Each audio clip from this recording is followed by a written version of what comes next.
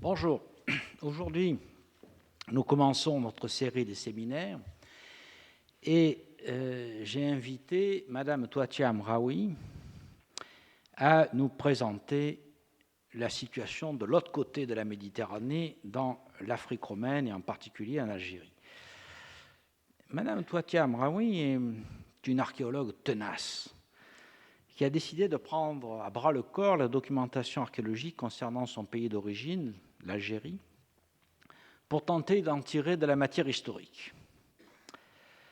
Comme vous le savez, l'Algérie, du temps de la présence française, a fait l'objet de grandes fouilles sur des sites archéologiques aussi célèbres et emblématiques que Timgad, Lambèse, Djémila, Tipaza, Cherchel, Hippone ou Mador. Le but était principalement de mettre au jour des monuments publics, forums, théâtres, thermes et de riches demeures privées, afin de recueillir des statues, des mosaïques et des inscriptions dont l'Afrique et la Mauritanie se sont révélées extrêmement riches. Ces œuvres d'art et ces inscriptions étaient réunies et ensuite présentées dans des musées locaux qui attiraient un public notable, comme les musées de Cherchel ou de Djémila, avec leurs magnifiques mosaïques. Au cours des fouilles de ces villes, des vestiges laissés par la vie économique ont été dégagés et parfois observés, mais jamais de façon systématique, ni avec suffisamment de soin et d'intérêt pour qu'on puisse en tirer des enseignements cohérents sur l'artisanat urbain et son évolution. C'est à la tâche de recueil et d'analyse systématique de cette documentation que Mme Amraoui s'est attelée avec un grand mérite et, de façon plus étonnante, avec un certain succès. De façon plus étonnante, car l'état de la documentation ne laissait guère d'espoir qu'on puisse vraiment reconstituer la trame historique. Les archives sont dispersées et indigentes, les observations de base n'ont pas été faites, les fouilleurs ne s'intéressaient pas à ces humbles vestiges du travail des esclaves et des pauvres pérégrins. De plus, les archéologues de la première moitié du XXe siècle n'avaient souvent pas les connaissances de base pour comprendre les vestiges qu'ils dégageaient. Enfin, les plans et les coupes sont sommaires et lacunaires, lorsqu'ils existent, et les photographies d'époque sont rares. Par ailleurs, lorsqu'on retourne sur les sites, ce que Mme Amraoui a fait surmontant des difficultés de tous ordres, on trouve soit des lieux détruits par l'urbanisation récente, soit des ruines informes et embroussaillées. Malgré tous ces handicaps, sa ténacité a permis à Mme Amraoui de réaliser d'abord un mémoire de master en 2007 sous la direction de Jean-Claude Béal à l'Université de Lyon 2 sur l'artisanat Timgad, installation et production. Et elle a ensuite considérablement élargi son domaine d'études à l'ensemble de l'Algérie dans sa thèse de doctorat intitulée « L'artisanat dans les cités antiques de l'Algérie » sous ma direction et celle de Selim Drissi de l'Institut d'archéologie de l'Université d'Alger.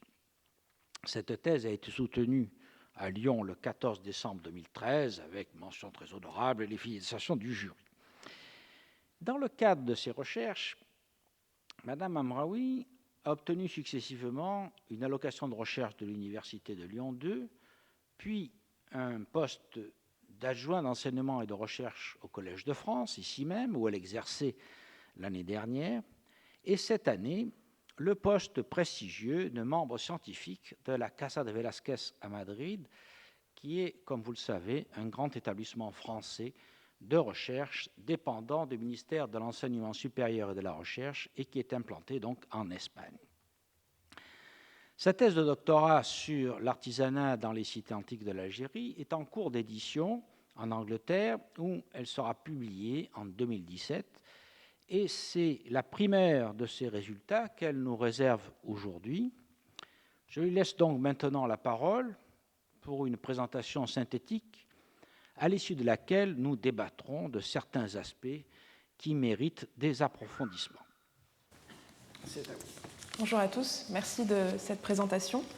Merci de m'avoir invitée. Je suis ravie de présenter aujourd'hui mes recherches qui ont été menées sous la direction de Jean-Pierre Brun. Dès la chute de Carthage en 146 avant notre ère, le territoire correspondant actuellement au Maghreb a peu à peu été annexé et intégré à l'Empire de Rome. Au cours du IIIe siècle, le Maghreb est découpé en 3 principales provinces, donc la Maurétanie tingitane qui correspond au Maroc, la Maurétanie césarienne et la Numidie qui correspondent à la plus grande partie de l'Algérie, et enfin l'Afrique proconsulaire ici avec une petite partie qui est intégrée à l'heure actuelle en Algérie, et le reste correspond à la Tunisie actuelle. Donc ceci est le découpage au IIIe siècle du Maghreb. Aujourd'hui, la séance de séminaire sera axée sur l'Algérie, car les recherches récentes que j'ai menées permettent d'avoir une vision globale des activités artisanales urbaines, tout en mentionnant de manière un peu plus ponctuelle le Maroc et la Tunisie. Pour l'Algérie, des fouilles programmées extensives ont été menées dès la fin du XIXe siècle, tout d'abord dans des sites comme Timgad, comme Djemila, Lambez et Tipaza sur la zone du littoral. On remarque donc une concentration des fouilles de sites urbains plus importante dans ce qui correspondait à la Numidie. Et on remarque également que les recherches ont été moins systématiques à l'ouest et également dans les régions littorales. Donc les recherches avaient pour but, comme l'a mentionné le professeur Jean-Pierre Brun, de mettre au jour la majorité de l'urbanisme de ces villes à des fins idéologiques et touristiques. En effet, régulièrement, au fur et à mesure de l'avancée des découvertes, des guides de sites ont été publiés à destination des visiteurs, des touristes. Ces courtes publications très succinctes, qu'il faudra un jour enrichir, décrivent les différentes découvertes avec un intérêt tout particulier envers les grands monuments publics, forums, basiliques, thermes, marchés, temples, et également les domus luxueuses présentant de riches aménagements tels que les péristyles et bien sûr les mosaïques. Dans ce contexte, qu'en est-il de l'artisanat? Quelle place les installations occupent-elles dans ces travaux? Il apparaît que même si dès le XIXe siècle, les responsables de fouilles ont souvent signalé la découverte d'installations artisanales ou d'objets en rapport avec la production, il faut admettre que cette attention était souvent marginale et que ces vestiges étaient présentés comme des installations pittoresques destinées à diversifier le parcours des visites afin de présenter tous les aspects de la vie romaine, y compris l'aspect industriel. Bien plus tard, et dans d'autres régions du Maghreb, au cours de la seconde moitié du XXe siècle, quelques recherches ont été initiées. La plus ancienne synthèse est consacrée aux ateliers de salaison de poissons du Maroc, publiée par Michel Ponsic et Michel Taradel en 1965. Plus récemment, au début des années 2000, une autre étude a été publiée sur les ateliers et l'exploitation des ressources marines en Tunisie. Des études générales ou détaillées ont aussi porté sur d'autres types d'artisanat, la production du textile notamment, avec les recherches d'Andrew Wilson, la céramique, dont une synthèse a été présentée pour la figue tardive par Michel Bonifay. On peut aussi mentionner un travail sur la production du verre publié par Daniel Foy. Mais il s'avère que les productions et les ateliers de céramique relevant du territoire actuel de la Tunisie sont de mieux en mieux connus en raison de la multiplication des recherches récentes. Mais cette thématique, donc la thématique artisanale pour le Maghreb, est loin d'être équilibrée puisque de telles investigations n'ont pas encore été menées en Algérie et au Maroc. Pour l'Algérie, la reprise des résultats des fouilles anciennes permet de localiser et d'étudier des activités artisanales urbaines à partir d'une analyse critique de la documentation disponible, donc archives, rapports de fouilles, etc., qui a été confrontée aux vestiges archéologiques et à une comparaison avec des découvertes qui ont été menées dans d'autres régions du monde romain. Donc avant d'entrer plus dans le détail, il faut revenir rapidement sur la définition de l'artisanat qui peut changer selon les spécialistes. Donc, est considérée comme artisanale toute activité de transformation manuelle d'un matériau ou d'une matière brute ou semi-finie en un produit fini ou semi-fini dans le but d'être commercialisé, donc d'être vendu. Donc, à travers cette définition, plusieurs activités peuvent être prises en compte, la production de métal, de céramique ou de textile, ainsi que les activités de transformation des denrées alimentaires, dont une partie donc, a pu être commercialisée. Certaines activités, j'y reviendrai, ne sont pas conservées parce qu'elles utilisaient des matériaux périssables ou bien les traces n'étaient pas suffisamment visibles pour permettre de reconnaître une activité artisanale. En ce qui concerne les sources disponibles, donc nous avons les vestiges archéologiques bien sûr, et également les sources écrites pour l'Antiquité et le Moyen-Âge peuvent nous permettre d'apporter quelques éléments de réflexion sur les ateliers. Dans les années 1930, le principal vestige de production identifié en Afrique reste le pressoir à huile surtout, tant et si bien que certaines recherches récentes menées au Maghreb ont tendance à ne mentionner que les huileries lorsqu'il s'agit d'étudier l'artisanat. Or, le plus souvent, cette activité est une extension de l'activité agricole que nous aurons l'occasion d'aborder plus tard. En revanche, que ce soit en Tunisie, en Algérie ou au Maroc, la reprise de l'étude des découvertes anciennes est marquée par quelques lacunes. Tout d'abord, même si les fouilles qui datent pour la plupart de la période coloniale ont mis au jour une bonne partie de villes de taille moyenne telles que Timgad, la plus emblématique pour l'Algérie, Djemila, Tidis, Tipaza, etc., la nature même des dégagements empêche souvent d'avoir une vision chronologique précise.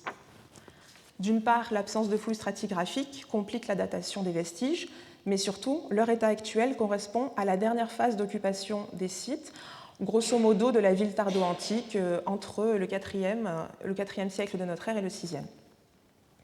D'autre part, en y regardant de plus près, il apparaît que ces villes ne sont pas autant fouillées que l'on a tendance à le penser. Des sites comme Tipaza ou Djemila présentent des quartiers entiers de la ville primitive, donc ici tout autour, qui n'ont pas encore été fouillés. Et de même, la périphérie de sites tels que Timgad, par exemple, ou Tidis, n'a été que très partiellement fouillée. Donc ici, nous sommes encore dans le domaine de la ville, mais il y a des secteurs entiers qui n'ont pas encore été mis au jour. Donc ces lacunes ont deux conséquences sur une étude chronologique et de la topographie artisanale. D'abord, il est difficile de déceler les activités qui datent du Haut Empire, même si quelques témoignages peuvent être parfois récoltés. Et surtout, les zones périphériques ont pu elles aussi compter des ateliers, ce qui vient quelque peu déséquilibrer notre approche. D'un point de vue chronologique, la majorité des installations présentées datent de l'Antiquité tardive, entre le IVe et le Ve siècle de notre ère. Donc je passe maintenant à la présentation de ces activités artisanales dans le domaine urbain. Donc, j'aimerais commencer par la production de denrées alimentaires qui réunit à la fois la meunerie et la boulangerie, les salaisons de poissons et les pressoirs. Donc, en ce qui concerne la meunerie et la boulangerie, dans le Maghreb, les outils employés sont assez homogènes dans l'ensemble. L'inventaire dans les sites urbains algériens a permis d'identifier 71 individus de meules, donc de meules à grains, avec des caractéristiques qui sont similaires.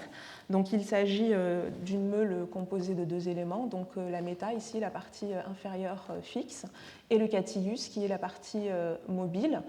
Cette forme-là, donc méta et puis catillus en forme de sablier, est surnommée modèle pompéien, puisque les premiers exemples ont été identifiés à Pompéi.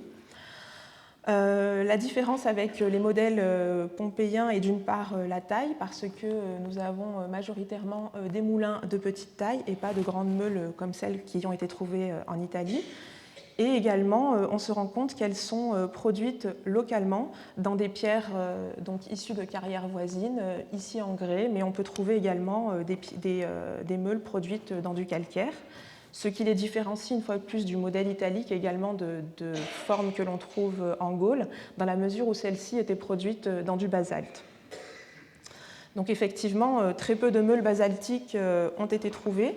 Quelques-unes ont été recensées, notamment une sur le site de Djemila. Les analyses ont montré qu'elles provenaient d'Orvieto, donc d'Italie, ce qui prouve qu'à un moment, il y a eu un commerce de meules entre les deux rives de la Méditerranée, mais la majeure partie a été produite sur place. D'un point de vue donc, technique, ces meules sont parfois équipées d'un socle qui permet de recueillir la farine au fur et à mesure de la mouture du grain.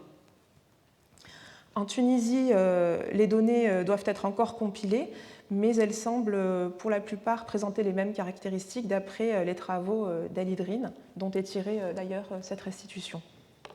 En revanche, au Maroc, l'étude du site de Volubilis, où plus d'une quinzaine de boulangeries ont été identifiées, ces recherches ont révélé la rareté des meules de type pompéen que je viens de vous présenter, et la plupart en fait étaient des meules à grains que l'on appelle annulaires, donc qui étaient aussi composés d'une partie fixe, ici la méta, et le catillus, lui, est de forme annulaire. Donc on le voit bien ici.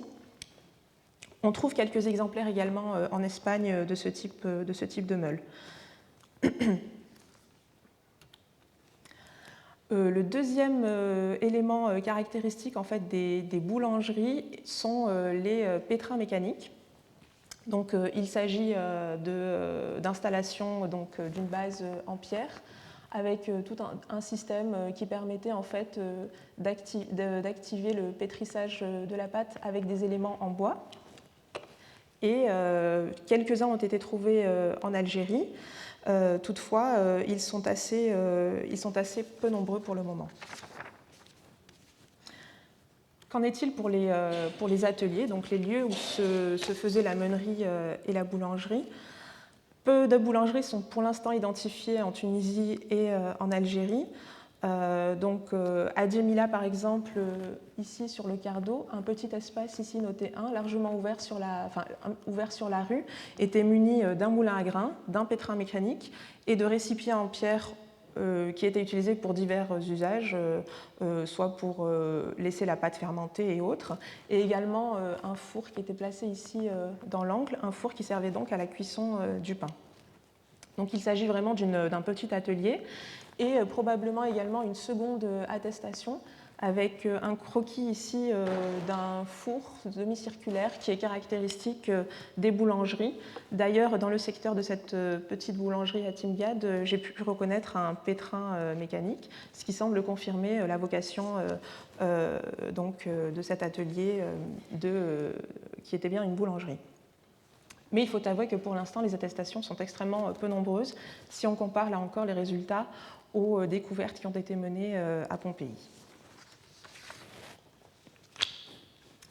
Je passe maintenant donc au deuxième type de production dérivée, de production alimentaire, à savoir les salaisons et les sauces de poisson.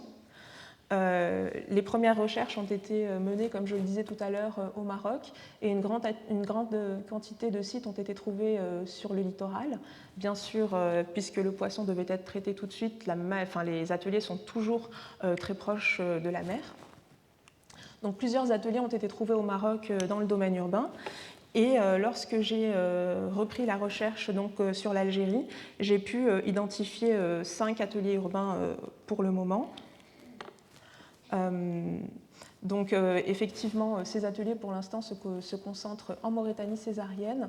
Vu que les sites littoraux sont très peu connus en Numidie et en Afrique proconsulaire, il est difficile pour l'instant de pouvoir en localiser. Donc, avant de présenter les ateliers, un mot sur les espèces de poissons. Donc, elles sont similaires à celles, bien sûr, que l'on retrouve tout le long du littoral sud de la Méditerranée. Donc, nous avons des espèces de poissons sédentaires, tels que le rouget, mais également des pageaux. D'ailleurs, à Nabeul, en Tunisie, dans un des ateliers, des restes de pageaux ont été trouvés au fond d'une cuve de salaison. Et également, les poissons migrateurs étaient pêchés. Ce sont ceux qui étaient utilisés le plus dans les salaisons. On en a retrouvé des traces dans les amphores notamment. Donc il s'agit des sardines, des thons, des alaches, des anchois, des maquereaux, qui sont, selon les espèces, pêchés plutôt au printemps ou à l'automne. L'organisation de la pêche et des infrastructures des ports reste encore peu connue, donc il faudrait pouvoir développer un petit peu cette question-là.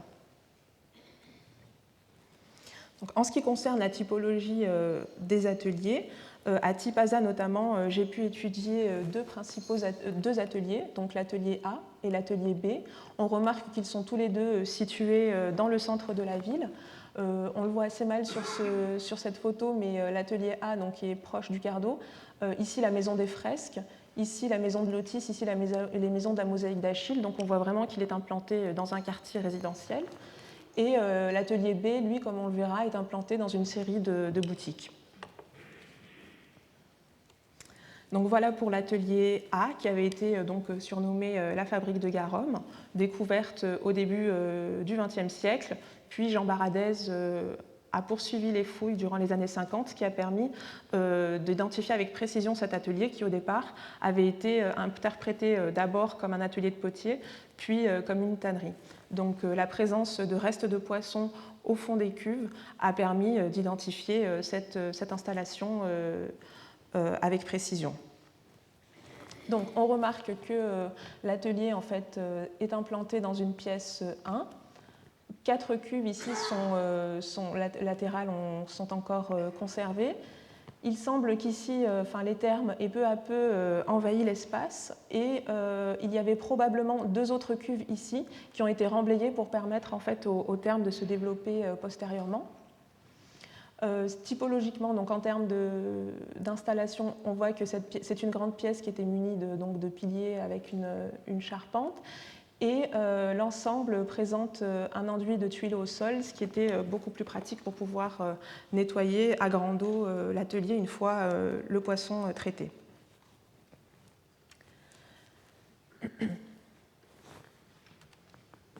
Le second atelier, lui, présente une typologie qui est totalement différente, dans la mesure où il était implanté dans une série de boutiques et il occupe absolument tout l'espace.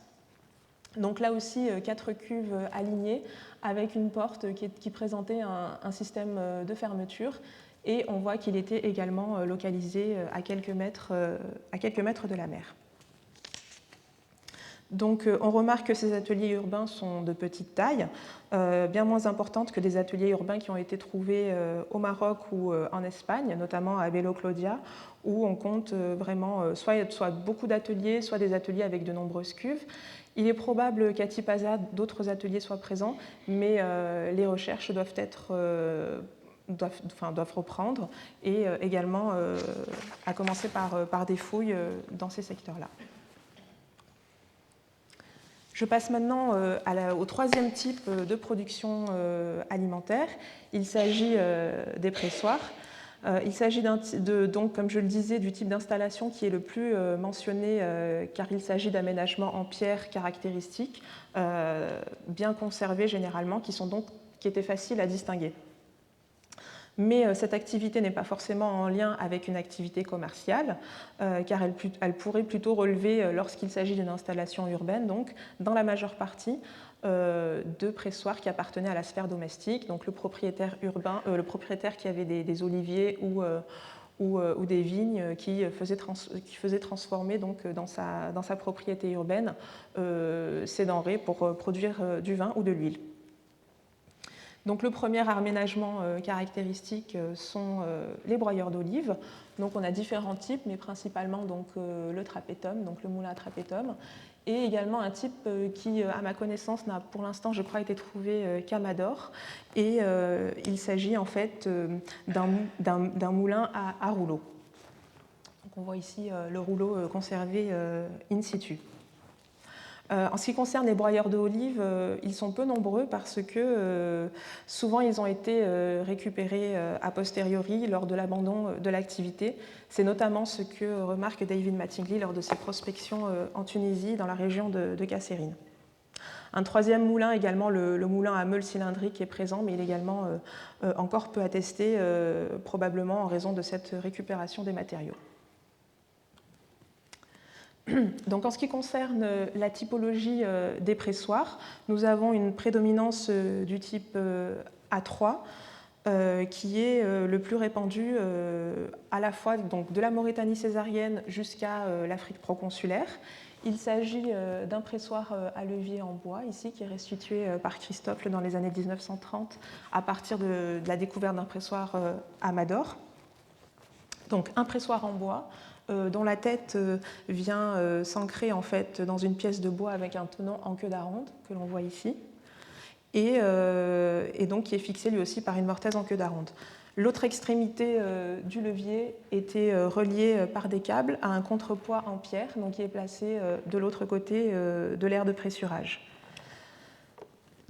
L'aire de pressurage est généralement, donc comme on le voit ici, est forcément surélevée, construite en pierre, et elle présente une mé à rigole circulaire ici sur laquelle étaient placés les scourtins, et une rigole permettait en fait au liquide de s'écouler dans une cuve de décantation qui peut présenter diverses formes selon les sites et selon les périodes. Donc, pour les pressoirs urbains, Mador est assez caractéristique, enfin du moins assez originale, dans la mesure où elle présente pour l'instant un nombre impressionnant de pressoirs. Donc là, pour l'instant, une première localisation que j'ai menée, donc une douzaine de pressoirs, parfois munis de deux pressoirs, donc dans un même espace. Et également d'autres pressoirs pour lesquels, là, qui sont signalés par des ronds, pour lesquels on n'a pas d'informations dans les rapports. Donc pour l'instant, on voit bien que les fouilles ont révélé des pressoirs dans tous les quartiers, et il est fort probable que les prochaines fouilles révéleront à la fois encore d'autres installations. Donc dans le cas de Mador, on peut se poser la question, s'agit-il de pressoirs qui appartenaient à une maison ou de pressoirs commerciaux, de pressoirs artisanaux? La question doit être développée. L'autre question au sujet des pressoirs, c'est leur utilisation. S'agissait-il de pressoirs à huile ou de pressoirs à vin? La distinction, comme je le disais, est assez ardue. On sait qu'on produisait du vin en Afrique à grande échelle. Donc là, j'ai mis une scène de vendange représentée sur une mosaïque de Cherchel. Mais également, nous avons des conteneurs, donc les seuls qui sont pour l'instant identifiés avec certitude comme provenant de l'Algérie, du moins la première amphore ici, donc la Ki 1A, qui était produite en Mauritanie césarienne, dans la région de Saldae, donc l'actuelle Bougie, Béjaïa. Mais pour l'instant, il faut se demander si certains pressoirs que l'on a jusque-là identifiés comme des installations à huile n'étaient pas en fait destinés à produire du vin. C'est le cas notamment à travers une réidentification du double pressoir à vin d'Enamode, donc à Cherchel, où on reconnaît bien des fouloirs, donc attenants au pressoir, et les cuves de décantation que l'on reconnaît ici.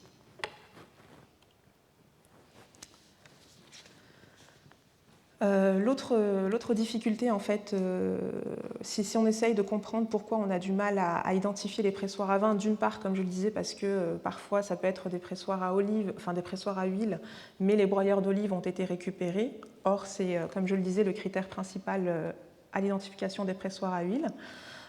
Donc, face à tous ces pressoirs qui ne sont pas équipés de ce type de broyeur, la question reste ouverte. Et l'un des critères importants également, et on le voit à Enabod, c'est le fouloir qui là permet clairement d'identifier le pressoir à vin. D'autres pressoirs à vin ont été identifiés, notamment à Kharbat Agoub, qui était une énorme installation de pressurage. Et également d'autres exemples, peut-être aurons-nous l'occasion d'y revenir plus tard. Je passe maintenant donc à un autre aspect de la production totalement différent, qui est lui la production de textiles et le traitement des étoffes tissées.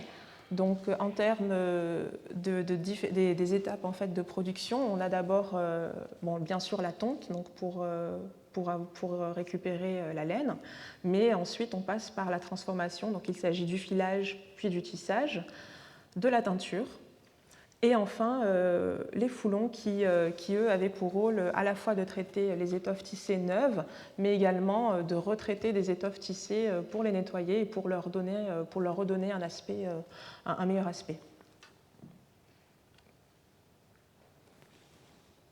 Donc, en ce qui concerne le filage, tout d'abord, Les activités telles que la tonte, le nettoyage et le peignage sont très peu documentées, donc on a du mal à retrouver des traces archéologiques.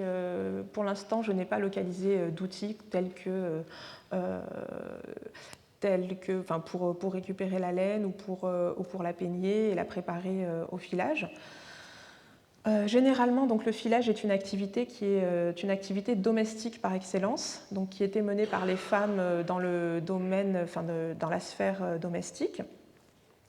Donc, en termes de mobilier archéologique, quelques objets ont pu être reconnus dans les musées. Donc, une potentielle quenouille ici, des crochets de fuseaux, donc, qui étaient placés sur les fuseaux pour permettre le filage. On a un exemple bien conservé d'un fuseau et d'une fusaïole en os, et également quelques exemples de fusaïoles en pierre, mais surtout de fusaïoles en céramique. Donc ici, il s'agit de fusaïoles qui ont été retaillées dans des tessons. On en a plusieurs exemples à Djémila, mais également à Carthage, dans des niveaux du 4e au 6e siècle, grosso modo. Donc le problème en fait principal, on a très peu d'attestations et ça peut s'expliquer par le fait, et des exemples ethnographiques nous en donnent la preuve, qu'une bonne partie du mobilier était en bois, aussi bien le fuseau que la fusaïole, ce qui expliquerait l'absence de découverte, mais également ce type d'objet parfois n'était pas reconnu à l'époque par les fouilles anciennes et on a dû perdre beaucoup d'informations. Donc les crochets de fuseaux ici étaient probablement également placés sur des fuseaux en bois. Donc pour vous présenter un petit peu l'action du filage, ici on a une mosaïque remarquable sur laquelle on voit une bergère en train de filer qui, lorsqu'on regarde dans les exemples ethnographiques, on voit en fait la permanence des mêmes gestes. Donc ici la quenouille de chaque côté, un fuseau avec une fusaïole qui est placée dans la partie supérieure, qu'on appelle le fuseau égyptien, et également ici un crochet, probablement également ici un crochet pour y attacher au fur et à mesure le fil filé. Donc, en ce qui concerne le tissage, j'ai trouvé très peu d'attestations de métiers à Peson. Pour l'instant, je n'ai que cette attestation-là qui a été trouvée à Djémila, donc des pesons en céramique. Celui-ci est mal conservé. Il y en a également au musée de Constantine qui proviennent probablement du site de Tidis. Et alors, il est probable donc que ces matériaux aient été également non conservés lors des fouilles, mais il s'avère aussi que dès le début de l'époque impériale, un métier à tisser qu'on appelle donc métier à tisser vertical à 2 barres horizontales, qui lui est entièrement fait de bois. Le fait qu'il soit entièrement fait de bois et donc en matériaux parissables expliquerait l'absence en fait de traces d'activité de tissage. Si tous les éléments étaient en bois, à l'heure actuelle, on ne peut plus les retrouver archéologiquement. Et donc il est normal qu'on ne trouve pas non plus beaucoup de pesons pour cette raison-là, si le métier à tisser en bois était majoritaire. Donc je passe à la deuxième activité de traitement du textile, qui est la teinture. Donc là encore, pour l'Algérie, et même pour le Maghreb en général, nous disposons de très peu de mentions, très peu d'attestations. Une mention épigraphique trouvée à Djémila mentionne en fait un couple de teinturiers de Petit-Ain qui date du IIIe siècle. Pour rappel, donc, les matières tinctoriales que l'on utilisait sont à la fois la pourpre. On n'a pas encore de traces archéologiques pour l'Algérie, mais des sources, notamment Solinus, mentionnent en fait l'exploitation de la pourpre ici à Colo. Mais pour l'instant, aucune trace archéologique n'a été trouvée. D'ailleurs, Solinus explique qu'à Colo, les vêtements teints à la pourpre étaient d'aussi bonne qualité que ceux teints à tire au Levant. Également, la place des plantes tinctoriales devait être aussi importantes car moins coûteuses. Certaines imitaient même la pourpre. On sait qu'un sagum purpureum est signalé sur le tarif de Zaraï, donc au nord des Aurès. Ce vêtement était donc passé par ce poste de douane où il était taxé.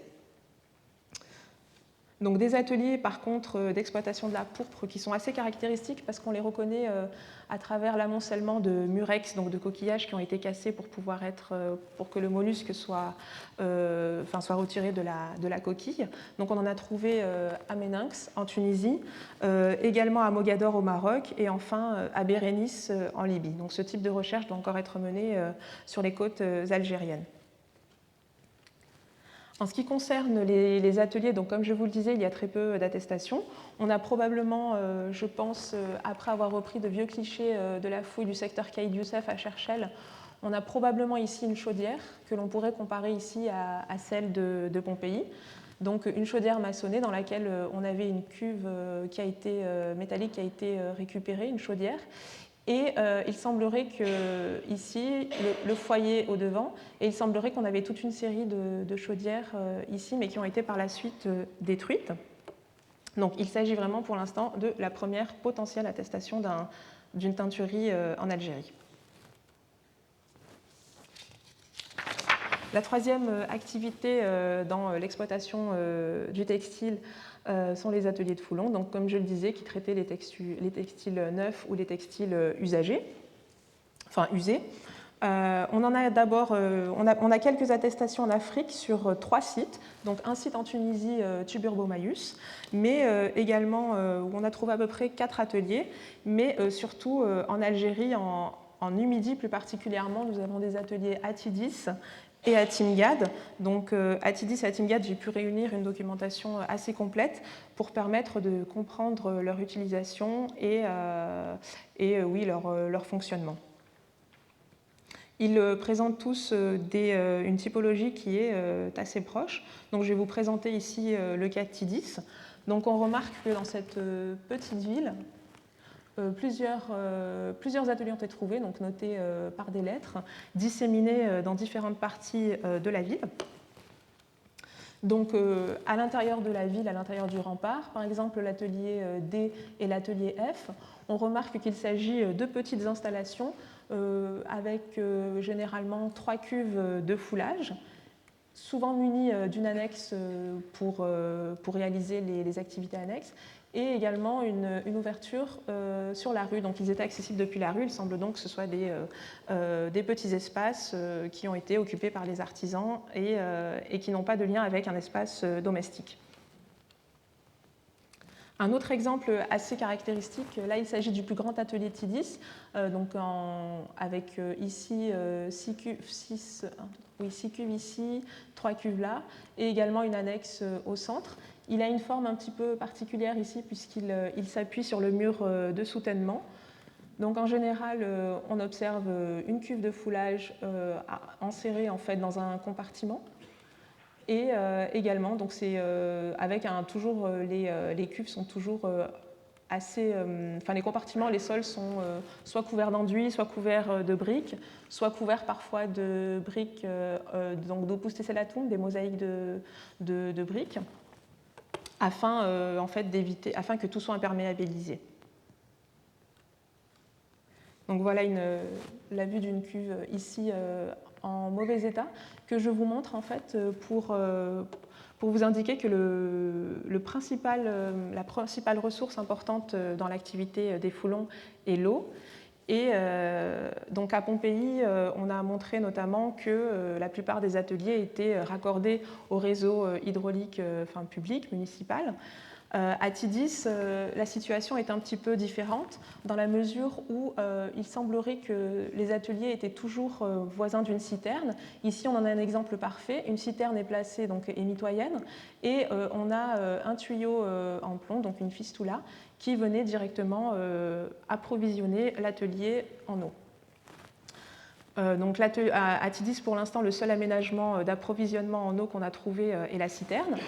Et nous avons une énorme citerne à 3 compartiments qui est localisée dans la partie supérieure du site, qui vraisemblablement, par un réseau de canalisation, allait approvisionner chacune des citernes du site de Tidis.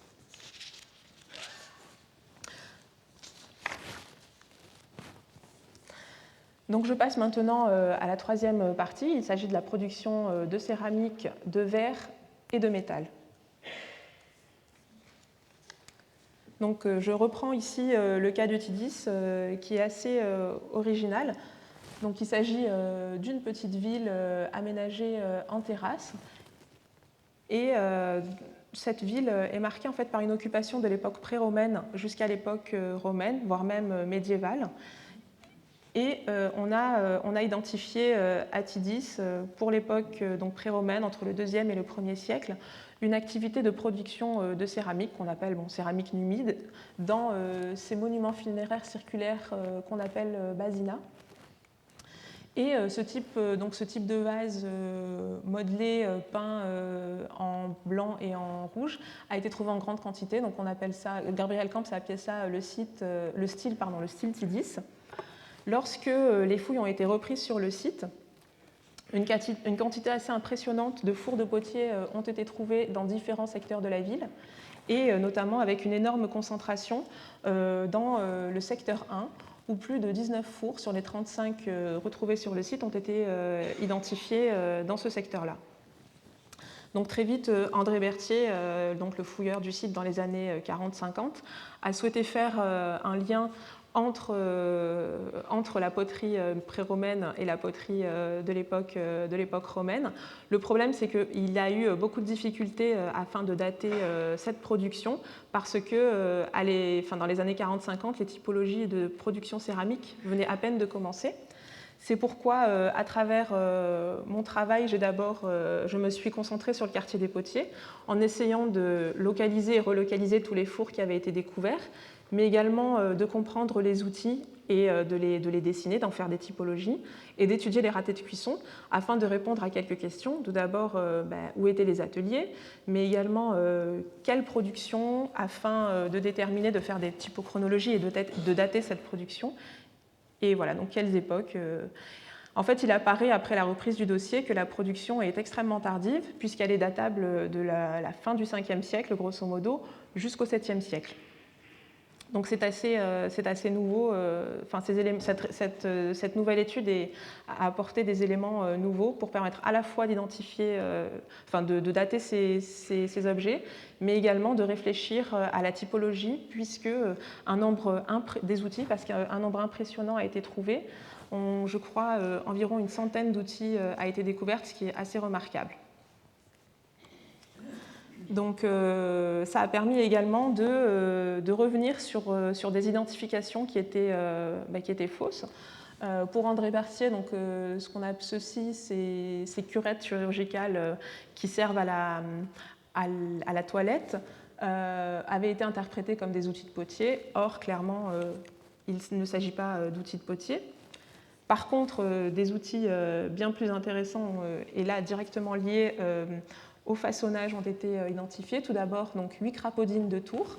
Donc ici, je vous ai mis une restitution, notamment celle-ci, où on a la crapaudine, et également peut-être des volants de Tours que j'ai localisés dans le secteur. Ici, je vous ai mis une image, la représentation d'un potier au travail sur une sigillée africaine. Donc on voit qu'il utilisait un tour également muni d'un tournant, donc d'une girelle. Et on ne le voit pas très bien ici, mais c'était un tour à petit bâton. En fait, il faisait tourner le volant avec un bâton. Le principal problème, en fait, en Afrique, et notamment en Algérie, ce sont que généralement, dans les rapports de fouilles ou dans les études, même les plus récentes, lorsqu'on mentionne des ateliers de potiers, matériellement, ces ateliers se résument aux fours, parce que seuls les fours ont été fouillés. Les abords ont été souvent complètement négligés, donc on a du mal vraiment à identifier les composantes d'un atelier. Et c'est assez intéressant ici, grâce au site de Tidis, de pouvoir retravailler sur les outils, du tournage, du façonnage, jusqu'à la cuisson. Donc d'autres outils de façonnage ont pu être identifiés, donc probablement ici des estèques, et puis toute une série d'autres outils qu'on n'arrive pas vraiment à identifier pour le moment. L'autre aspect aussi assez impressionnant à Tidis, c'est la découverte d'environ 30 polissoirs. Donc une fois que le vase était sec, il était poli, sa surface devait être régulière, etc. Donc on a différents types de polissoirs. D'une part ici le Pugilum, on en a trouvé à Tidis mais également sur d'autres sites tels que Timgad ou Zana. Un autre outil encore donc de polissage, un type 2, que l'on ne trouve quasiment qu'en Afrique. Et en Algérie, je n'en ai trouvé pour l'instant qu'à Tidis. Donc ce sont des polissoirs en forme de champignon, donc une forme assez caractéristique. On observe que sur certains de ces polissoirs, il y a des graffitis donc, qui indiquent notamment le propriétaire, le propriétaire qui était potier de l'objet. Une autre étape également est illustrée à Tidis. Il s'agit donc des outils liés au décor. Tout d'abord des molettes, donc en céramique et en os, qui permettaient de faire des décors sur les objets. Et également ici donc la découverte d'un poinçon de sigillée africaine D, donc un décor de palmette ici que l'on reconnaît très bien. Ici l'objet, donc on a un graphite donc, qui présente l'objet comme appartenant à l'atelier donc ex Officina Felicis, à l'atelier de Félix. Et on a retrouvé, donc Roger Guéry a retrouvé parmi les nombreux tessons trouvés à Tidis, un tesson sur lequel avait été utilisé justement ce poinçon-là. Un autre aspect du décor et donc des productions tiditaines sont les moules de lampes. Ici, généralement, les moules, notamment les grandes séries, sont faits en plâtre. Ce sont les exemples que l'on a en Tunisie. Ici, à Tidis, et notamment pour les époques tardives, les moules sont en céramique. Et on remarque là que les potiers tiditains ont procédé à deux techniques. D'une part, donc, ils ont récupéré des lampes de sigillés provenant de Tunisie, des lampes Atlantis, qu'ils ont surmoulées, donc ils ont repris la forme générale. Sur ces lampes ici, donc à médaillon circulaire, ils ont ajouté deux protubérances latérales que l'on voit ici, là et là, et que l'on voit ici également. Donc à partir d'un modèle, ils ont créé un autre modèle. Et également, le décor fait à main levée est sorti de l'imagination du potier. Donc même une triple technique, en fait, surmoulage et refaçonnage et un nouveau décor. Donc pour cette partie-là. Pour l'autre partie, il s'agit simplement d'un surmoulage classique de lampe. Enfin, un autre aspect de la production à Tidis, la présence de nombreux supports de cuisson, ici, dont certains donc, présentent les noms des potiers, donc Cyrus Maximi, l'esclave de Maximus, Horus, etc. Donc parfois simplement une lettre ou bien un signe. Et ces anneaux supports de cuisson donc, servaient probablement à identifier, donc on utilisait des fours collectifs, et ces anneaux servaient à identifier la production de chacun des potiers dans le four. À l'heure actuelle, ce qui est assez intéressant, c'est que dans les grands ateliers de Tunisie, on n'a encore aucun anneau support de cuisson qui a été trouvé.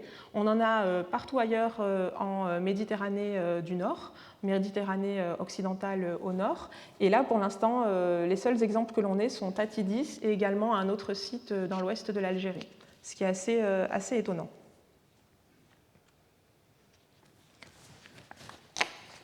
Donc, je vais passer maintenant à la production du verre. C'est un matériau, donc le matériau était majoritairement importé depuis l'Égypte ou bien depuis le Proche-Orient. Pour l'instant, donc en Algérie, on n'a pas d'attestation de preuve en fait, d'une production primaire, donc de la transformation et d'élaboration du matériau verre brut. Il ne s'agit que d'ateliers secondaires qui utilisent le verre importé. Daniel Foy signale la découverte des restes d'un four primaire qui n'est pas datable, donc peut-être daterait-il de l'Antiquité, peut-être du Moyen-Âge, et qui aurait été trouvé à Carthage. Toutefois, il semblerait que cette tentative de production de verre brut à Carthage ait échoué et que le four ait été abandonné. Donc, en ce qui concerne l'importation du verre, il était sous forme de lingots. Bon, un peu plus gros, ici vous avez donc des petits lingots qui ont été débités dans des lingots un peu plus gros. J'en ai trouvé quelques-uns sur les sites algériens. Donc ici, il s'agit du site de Djemila, où l'on a également recensé un four qui est datable du 4e au 5e siècle. Quelques travaux ont été initiés par Baudouin Caron, par Serge Lancel et par Henriette Pavis-Descurac, qui ont tenté de travailler en fait sur les collections de verres trouvées localement en Afrique et surtout en Algérie. À Tipaza notamment, Serge Lancel a étudié une très importante collection qui provenait des nécropoles de la ville, qu'il avait lui-même fouillées, et qui sont datables entre le 2e et le 3e siècle. Il a observé que la collection présente donc je cite, un échantillonnage sinon complet, du moins bien représentatif de la vaisselle en verre sous le Haut-Empire.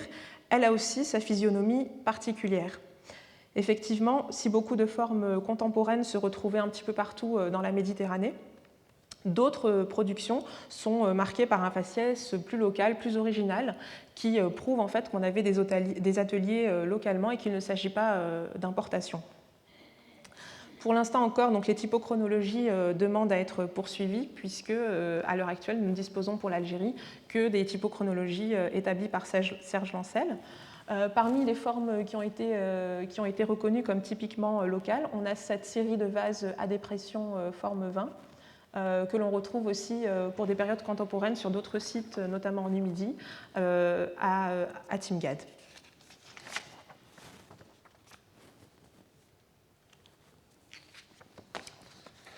Donc je passe maintenant à la production de métal et d'objets en métal. Donc pour l'instant, c'est, on va dire, un dossier qui reste encore très très peu abordé. En ce qui concerne la production, donc l'extraction du minerai, il est probable que des mines aient été exploitées dès l'Antiquité. Donc elles sont souvent mentionnées parfois elles sont parfois mentionnées dans des rapports de fouilles.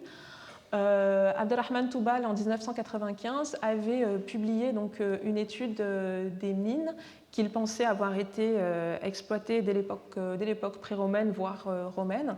Donc on identifie à la fois des mines de plomb, des mines de cuivre et des mines de fer, notamment beaucoup de mines de fer dans la région d'Annaba.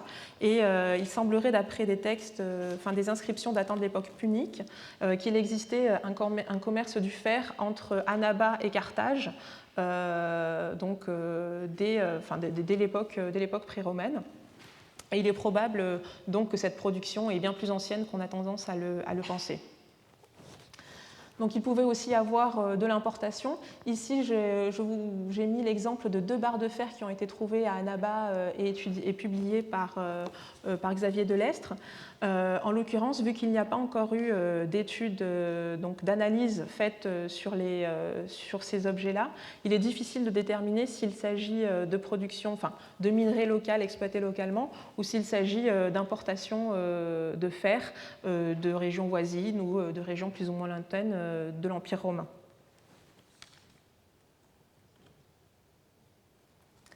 Donc pour ce qui est de la production du métal, du moins de sa transformation en objet, les traces là encore restent fugaces. Ici l'exemple d'une enclume bigorne qui a été trouvée à Djemila mais qui est décontextualisée. Donc elle a probablement été trouvée dans un atelier, mais l'atelier n'a jamais été identifié. D'autres objets également, d'autres outils en lien avec le travail du métal sont présents à Djemila, mais là encore, il est impossible de déterminer d'où ils proviennent. Ensuite, à Timgad, nous avons l'exemple ici, dans le quartier en triangle, d'un atelier de fondeur de bronze. Donc, il a été identifié en raison de la présence d'une quantité d'objets assez importante en alliage cuivreux, 70 kg plus particulièrement, et également 2 foyers qui, à l'heure actuellement, ont été soit remblayés, soit détruits et qu'il ne m'a pas été possible d'étudier dans le détail. Donc la production d'objets en métal est une activité encore difficile à reconnaître et à quantifier, mais elle devait être présente bien sûr dans toutes les villes africaines. À Leptiminus notamment, une grande activité en Tunisie. Une grande activité a été identifiée par l'équipe de David Mattingly. Il faudrait pouvoir mener ces recherches à grande échelle également en Algérie.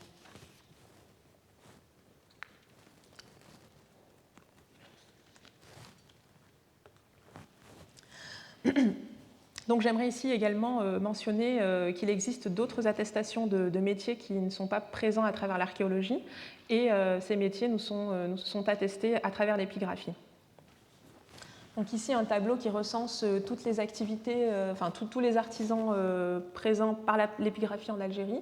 Donc en tout 44 artisans, et on voit qu'une grande partie des activités sont représentées. D'une part le textile, avec le couple de teinturiers de Petitin, une couturière, un raccommodeur, un foulon pour le textile. Dans le domaine du travail du cuir, pour lequel on n'a aucune information en raison du fait qu'il s'agit de matériaux périssables, donc deux cordonniers et un fabricant de sandales. Dans le domaine du travail du métal, ici, on a une large gamme de différents métiers représentés, notamment parce qu'une bonne partie des artisans, une bonne partie des attestations provient de Cherchel et date de l'époque de Juba II ou de Ptolémée, donc il s'agissait d'ateliers royaux, d'ateliers de luxe. Des fourbisseurs-polisseurs qui, eux, appartiennent au domaine militaire parce qu'ils ont été trouvés dans le camp, à proximité du camp de Lambèze, du camp militaire. Un forgeron, des ciseleurs d'argent, des graveurs sur métal, deux serruriers et également un fabricant de flèches. Donc le travail du verre est attesté à Cherchel à travers une inscription. Un potier ou fabricant de tuiles. Dans le domaine alimentaire, donc des fourniers boulangers, des meuniers boulangers, et également, là encore, des activités qui ne sont pas restituables à travers l'archéologie, ou très peu, difficilement. Un charcutier, deux bouchers, et également un potentiel fabricant de pastilles. Un fabricant de parfums, et les métiers de la construction également, donc des constructeurs maçons, un peintre, et probablement également un fabricant de sol en opus signinum. Enfin, dans des mentions beaucoup plus générales, des artisans, donc faber ou artifices. Lorsqu'on s'interroge un peu sur le statut social de ces artisans, on voit qu'il y a à la fois des esclaves, mais également des citoyens romains et quelques affranchis. Donc en fait, parmi les hommes de métier, toutes les catégories sociales pouvaient donc exercer ces métiers manuels. Donc en termes de bilan, j'aimerais donc revenir ici assez rapidement sur la place des ateliers urbains et leur répartition urbaine à travers un essai de chronologie spatiale. Donc plus particulièrement, comme je le disais en début, donc en introduction, les fouilles ont été menées de telle sorte qu'il est assez difficile de reconnaître des installations qui ne datent pas du Bas Empire, puisque les fouilles se sont vraiment arrêtées sur les derniers niveaux. Nous avons rarement en fait des sondages ou autres qui ont été menés pour les périodes antérieures, et il est assez difficile en fait de préciser la place de l'artisanat dans les villes d'époque tardo-républicaine ou du Haut-Empire. Mais j'ai pu récolter quelques informations à ce sujet. Donc tout d'abord à Cherchel, où donc vous avez ici le site de Cherchel. Les fouilles, le travail de Philippe Levaux a permis de localiser la majeure partie des grands monuments et également de reconnaître la trame urbaine. Et pour l'époque pré-romaine, donc on a un secteur ici assez en dehors du rempart, donc un secteur de nécropole, où dans les années 60, une fouille de sauvetage, donc dans le secteur ici appelé la Cadate, nous avons le rempart ici. Donc dans ce secteur qui va être occupé par des nécropoles à partir de la fin du 1er siècle et au cours du 2e siècle, donc on a des mausolées, des caissons et autres, donc une grande nécropole. Lors d'un sondage, donc le sondage 8, un atelier de potier a été reconnu. Donc, on reconnaît ici un vaste four circulaire muni d'un pilier central pour supporter la sole, ainsi qu'un deuxième four plus petit voisin. On remarque qu'il a ensuite été désaffecté, que des constructions ont été construites au-dessus et autour également. Et également, on observe, grâce à un autre cliché de la fouille, que peu à peu, des inhumations en amphore se sont venues en fait, réoccuper l'espace. Et ici, il s'agit potentiellement d'une Ressel 2.4 et ici d'une Pasquale 1, ce qui donnerait en fait comme datation pour l'activité du four une datation entre le 1er siècle avant et le 1er siècle après. La présence de cette installation en marge de la ville, donc en marge du rempart, nous laisse à penser qu'en fait cet atelier a toujours été à l'extérieur de la ville. Hélas, on ne sait pas à quoi il servait, probablement à travers la comparaison avec des exemples tunisiens de ce type de four à pilier central, très grand, donc plus de 3 mètres de diamètre. Il aurait pu servir à la cuisson d'amphores. Et c'est très intéressant parce que pour l'instant, mis à part des amphores du IIIe siècle à Béjaïa, on ne connaît absolument rien des autres productions d'amphores provenant d'Algérie, notamment pour les périodes antérieures, donc tardo-républicaine et Haut Empire. Mais hélas, pour l'instant, on ne peut pas apporter d'informations supplémentaires sur les produits qui étaient produits ici. Je passe à un second site, donc, en l'occurrence le site d'Annaba, qui est localisé sur le littoral à proximité de la frontière tunisienne. Ici, donc, le site a été fouillé, mais ce sont surtout, là encore, les monuments principaux et quelques artères qui ont été dégagés. Dans ce secteur-ci, Jean-Paul Morel, dans les années 60, lors d'un sondage, a reconnu la présence d'un four à potier qui servait probablement à faire cuire de la céramique à glaçure plombifère. Celui-ci date également très probablement du 1er siècle de notre ère, puisqu'il va être également désaffecté et dessus va être construit le temple dédié Constantes, probablement à la fin du 1er siècle ou au tout début du 2e siècle. On a du mal, vu qu'on connaît très très peu la ville d'Annaba et notamment la ville de l'époque du Haut Empire, on a du mal en fait à déterminer à l'origine quel emplacement occupait le four. C'est assez difficile de le comprendre. Un second secteur a également ici ce qui a été au IVe siècle développé, et il s'agit d'un quartier chrétien, où Erwan Marek a fouillé la basilique, un baptistère et également d'autres installations. Et donc vous avez ici la vue sur le quartier chrétien. Le baptistère est ici, la basilique chrétienne est là. Et donc, au cours de la fouille, il a reconnu la présence de cuves antérieures qui avaient été désaffectées et qui occupaient la nef occidentale du site, de la basilique, et également dans d'autres secteurs un petit peu plus au nord. Donc, il s'agit de grandes cuves ovales qui fonctionnent souvent par groupe de deux, donc une cuve ovale et une cuve circulaire. Et voilà, donc lorsqu'on essaye par comparaison un petit peu d'interpréter ces installations, on retrouve des parallèles notamment à Nabeul en Tunisie, où ce type d'installation est interprété comme des cuves de salaison de poissons. Donc il semblerait qu'à une époque antérieure, tout ce secteur était occupé par une vaste activité de transformation du poisson qui a peu à peu été abandonnée et a connu une occupation résidentielle, puis l'installation, la construction de l'église dans ce secteur-là.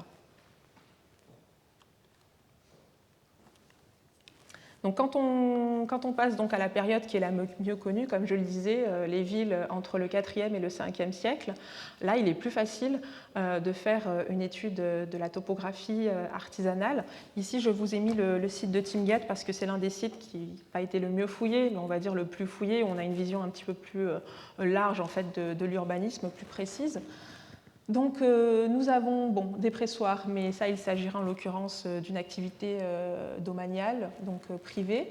Mais nous avons dans les extensions de la ville, donc la ville ici est construite en 100 de notre ère, puis au fur et à mesure, à partir de la seconde moitié du IIe siècle, la ville va déborder de son centre primaire, donc le rempart va être démantelé, et peu à peu, d'autres monuments et d'autres types d'occupations vont peu à peu occuper l'espace autour, tout en faisant bien sûr toujours partie du domaine urbain.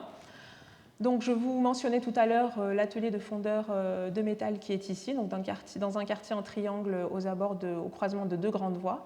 Donc, il était implanté dans un secteur qui comptait à la fois de l'artisanat et du commerce. Également 2 ateliers de potier, donc un grand atelier de potier ici à proximité d'une grande domus, celle d'Aelis Julianus, mais également à proximité de thermes publics que l'on retrouve ici. Un autre four a été localisé ici le long du rempart oriental.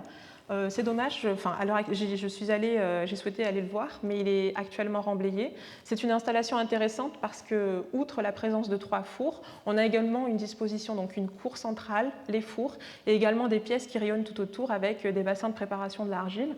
Donc il aurait été possible de pouvoir enfin étudier un atelier complet, mais malheureusement il a été par la suite il reste actuellement totalement invisible.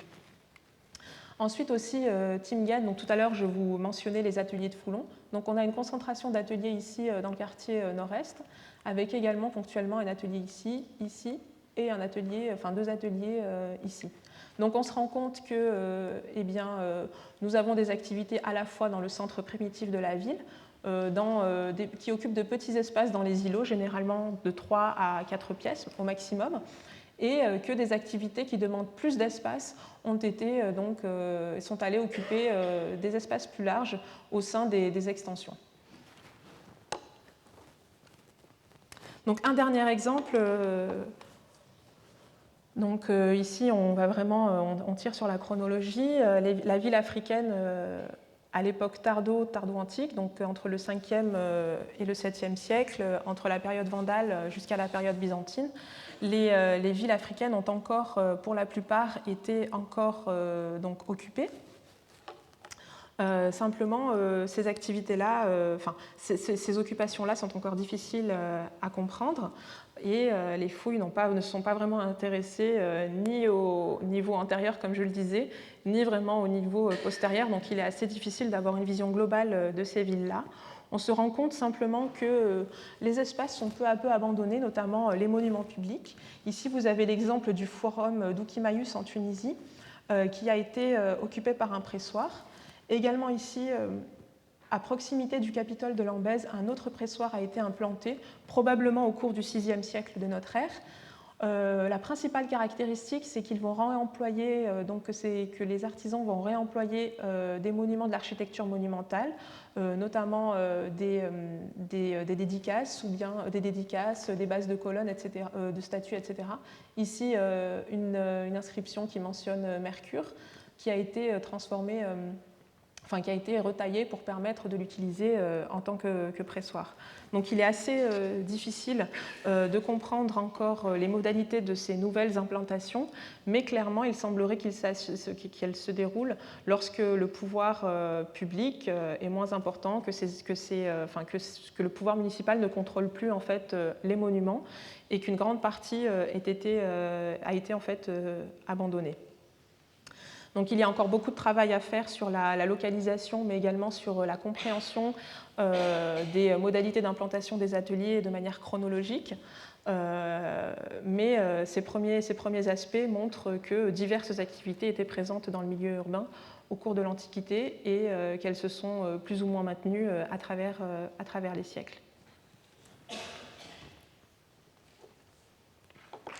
Merci.